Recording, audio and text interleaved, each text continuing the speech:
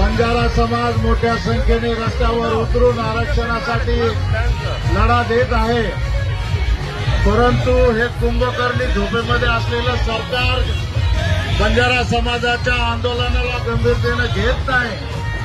आज दिवाळीच्या निमित्त या सरकारच्या समोर, मंत्रालयाच्या समोर मुंबईमध्ये आपल्याला मेरा मागायचा आहे।